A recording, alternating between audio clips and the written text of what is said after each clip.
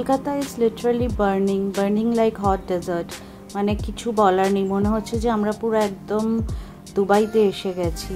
তো এত high temperature, এত হাই মানে হিট ওয়েভ, স্কুল কলেজ সব ছুটি দিয়ে দিয়েছে। এই যে বাচ্চাদের স্কুলের পড়া অনলাইন স্টার্ট হয়ে গেছে। সিচুয়েশনটা দেখলেই যা ভীষণ ভয় করছে, বাইরের দিকে তাকানো যাচ্ছে না। গরম গরম চায়ের সাথে আমার দিন শুরু হলো আজকে। হ্যালো বন্ধুরা, রাধে রাধে। কেমন আছো তোমরা সবাই? আশা করি তোমরা সবাই অনেক অনেক অনেক ভালো আছো, আর আমিও ভালো আছি। গরমে তবে অবস্থা একটুখানি, গরমের জন্য স্কুলগুলো সব বন্ধ করে দিয়েছে। স্কুল কলেজ সবই বন্ধ, অনলাইন ক্লাসেস আবার চলছে। যেরকম দেখলে সকালবেলা ক্লাসেস চলছে, সব ঘর থেকেই। সেই মাঝখানে যেরকম কোভিডের জন্য সিচুয়েশন এসে গেছিলো না, ঘরে বসে বসে, এখন এরকমই মনে হয় যে আবার কোভিডের সিচুয়েশনই এসে গেছে। বেশ অনেকটাই বেলা হয়ে গেছে, আর আমার রান্নাও মোটামুটি হয়ে গেছে। ডাল তরকারি সব হয়ে গেছে, লাস্টে মাছটা করব, তাহলেই আমার হয়ে যাবে রান্নাটা। তো আজকে দুপুরের স্পেশাল কিছুই মেনু নেই, ওই সিম্পল যেটা রোজের রান্না হয়। টকের ডাল করেছি, আলু পোস্ত করেছি, আর বাচ্চাদের জন্য এবার পটল দিয়ে আলু দিয়ে চিংড়ি মাছের একটা গ্রেভি টাইপের করব। অনেক দিন ধরেই চিংড়ি করছিল বাচ্চারা। তো এর আগের দিনকে তো চিংড়ি দিয়ে মালাইকারি করে দিয়েছিলাম। তো আজকে কি করব, দেখলাম যে অনেক পটল ফ্রিজের মধ্যে রয়েছে, সব নষ্টর দিকে।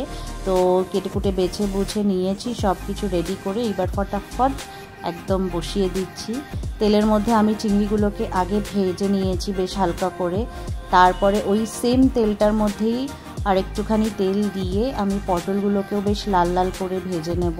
পটলটা ভাজতে একটু সময় লাগে, কেন কি জানি না, পটলে একদম যেন মনে হয় আগুনই লাগতে চায় না, অনেক টাইম লাগে পটল ভাজতে। আর এই জন্যই না আমার পটলের কোনো রেসিপি রান্না করতে ভীষণ বিরক্তি লাগে। আবার ভালো করে যদি পটলটা না ভাজা হয়, সেই আবার একটা কেমন যেন কচকচে ভাব থাকে। যাই হোক, আমার পটল আলু সব ভাজা হয়ে গেছে। ফোড়নে দিয়ে দিলাম তেজপাতা আর সাদা জিরে, গোটা জিরে। তার সাথে পেঁয়াজটা বেটে রেখেছিলাম, সেটাকেও ভালো করে দিয়ে দিলাম তেলের মধ্যে।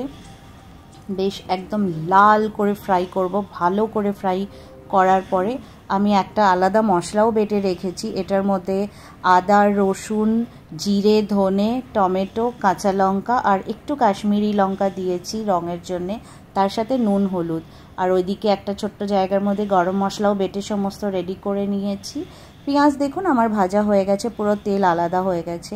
এবার এই পেস্টটা দিয়ে দেবো। এই পেস্টটা দিয়েও বেশ ভালো করে কষাবো, কেন কি এটার মধ্যে আদা রসুনও আছে। তো যদি ভালো করে না কষাই না, ঝোলটা যখন খেতে যাব গ্রেভিটার মধ্যে দিয়ে ওই কাঁচা রসুন আর কাঁচা আদার একটা বাজে গন্ধ বেরোবে। তো একটু ধৈর্য ধরে এটাকেও ভালো করে কষিয়ে নিচ্ছি, যতক্ষণ না এই মশলাটা দিয়েও তেলটা পুরো আলাদা হচ্ছে। আমি এটাকে পুরো ফ্রাই করব ভালো করে। তো মোটামুটি ফ্রাই করতে করতে এখন একটু গ্যাসটা সিম করে চলুন বাইরের গরমটা দেখাই। 43 ডিগ্রি, কেমন লাগছে দেখতে বাইরের একটুখানি নাজারাটা দেখুন।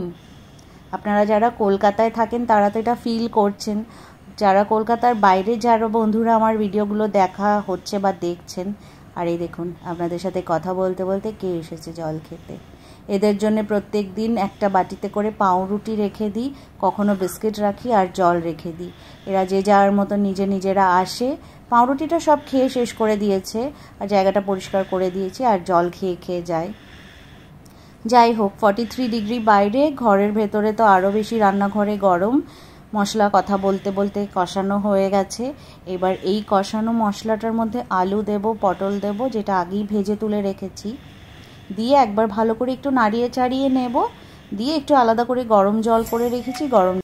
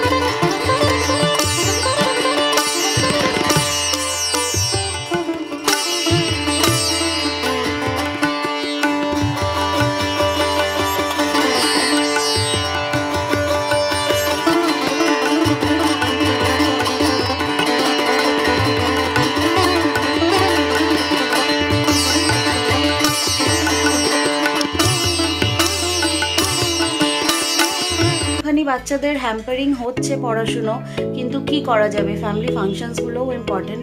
তো চেষ্টা করব এই অনুষ্ঠানটার পরে যাতে আর কোনোভাবে সেরকমভাবে বিশেষ করে মিষ্টির হ্যাম্পারিং না হয়। তো যাই হোক, এখন আপাতত আমি তো রেডি হয়ে গেছি, মিষ্টিও পড়ছে, ভাইয়ের পড়া হয়ে গেলে তারপর ওরা দুজনে রেডি হবে। বাবাও এসে গেছে, তো আজকের গেলে পরে বাবার সাথেও দেখা হবে। গত উইকে তো বাবার সাথে দেখা হয়নি। তো চলো এবার ওরা বেরাক পড়াশুনো করে, তারপরে আমরা বেরিয়ে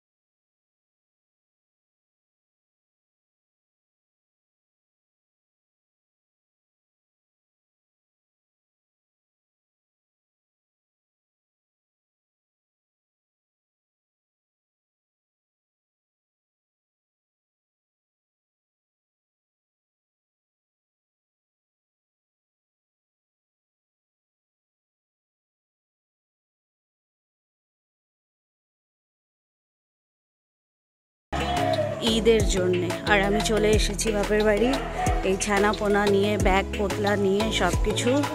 অনেক রাত হয়ে গেছে, বাড়ি এসে চেঞ্জ করলাম, বাবার সাথে অনেকক্ষণ গল্প করলাম, ভাইয়ের সাথে গল্প করলাম। এবার রাত প্রায় 11টা 10-12 হয়ে গেছে, খেতে বসে গেছি। রাত্রের লাঞ্চ আমাদের খুবই সিম্পল, রুটি, গরম গরম আলু ভাজা, আর ওদের জন্য রুটি আলু ভাজা, তার সাথে ডিমের ডালনা। আর এই খাবারের সাথে আজকের ব্লগটাকে এখানেই শেষ করছি। কেমন লাগলো জানাবে, তোমাদের সাথে খুব শিগগিরই আবার দেখা হবে। Till then do like, share and comment on my channel, and Radhe Radhe. Bye bye friends.